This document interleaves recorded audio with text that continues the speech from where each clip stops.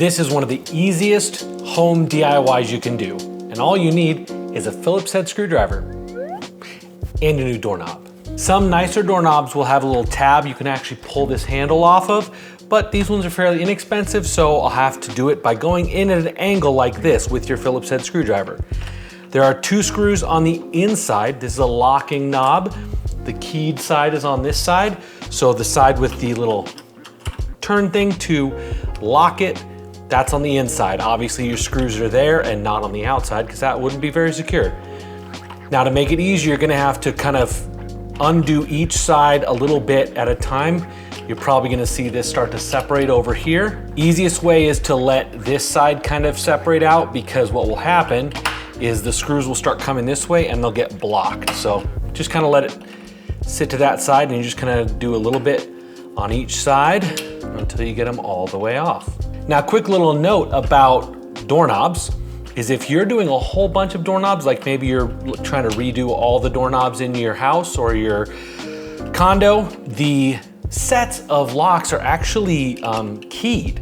And they say on the box how they're keyed, so you can buy a bunch of them that are keyed the same way. That way you don't have to pay a locksmith. I'll show you where that's at in just a moment. Looking at it here, you've got a couple holes in here. We're just gonna pull this doorknob out, just like that.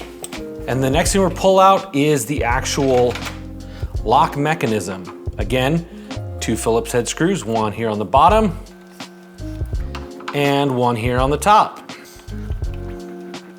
There we go. And then you can just either use your finger or your screwdriver and kind of go in here and kind of push it out the other end. And there you go, old lock is removed. Right here, match numbers for keyed alike. So when you're at the home improvement store and you're getting a set of keys, you can look and get multiples that are keyed the same way. Now, does this mean someone's home has the same key as you? Yes.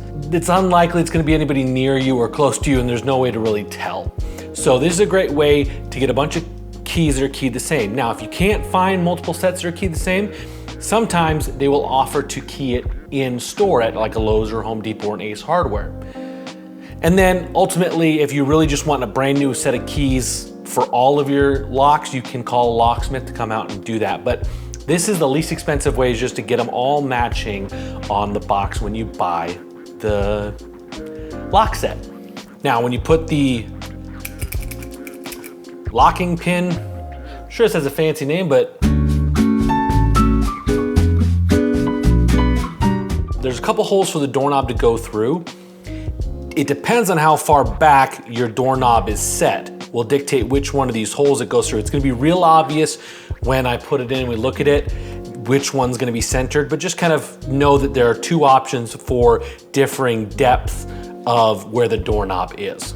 Make sure the slanted side is facing the door. Put it right in there. And for the doorknob, you should have a set of screws like this. There should be about 6 screws. 2 long ones, that's for actually installing the doorknob together. And then these other ones are for this here, and then also the new striker plate that goes on the door frame right there.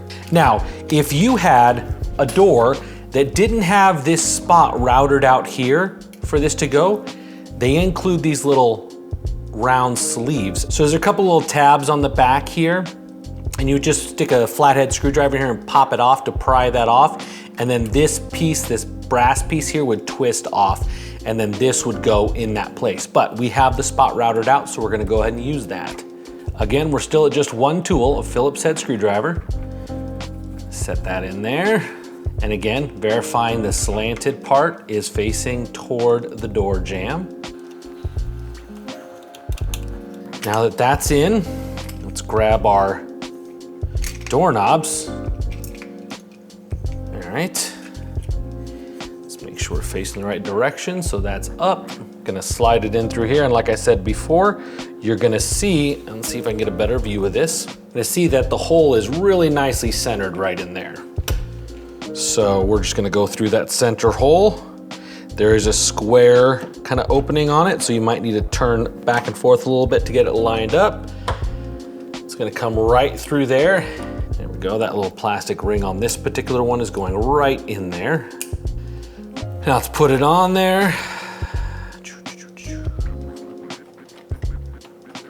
As you're putting it on there, you might need to twist a little bit. Again, this opening is square. It's gonna line up with this square shaft here.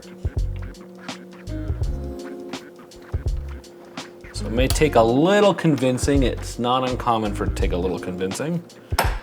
There we go. Just like when we were taking it off, it's gonna be a little awkward to put these screws in. So we're actually gonna like kind of start them by hand just to make sure they're lined up in the right spot. This can be one of the more tedious parts of this process, is getting those screws aligned. And you'll feel them kind of start to grab a little bit.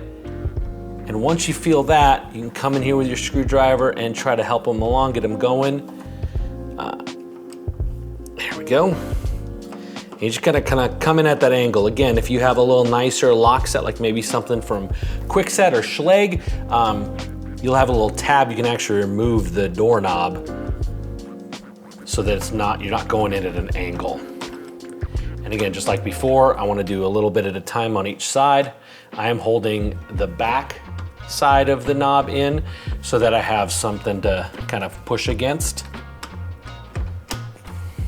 Or I can also pull on the knob here so that stuff's not sticking out funny. So, a couple different ways you can do it.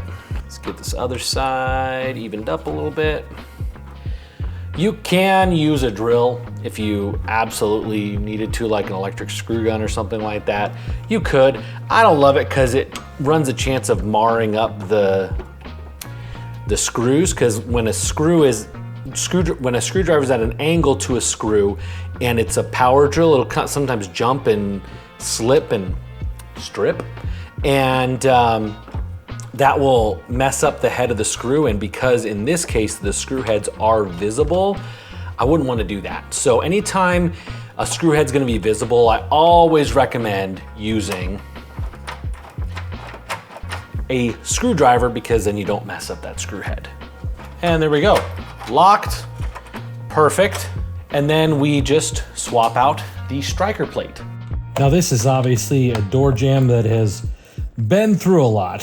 So we're gonna pull off the old striker plate here.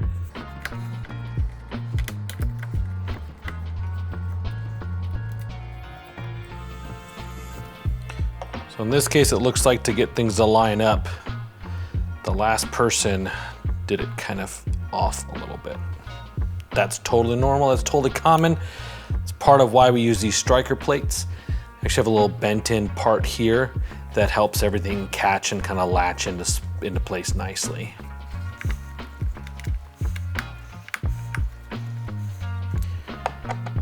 Perfect.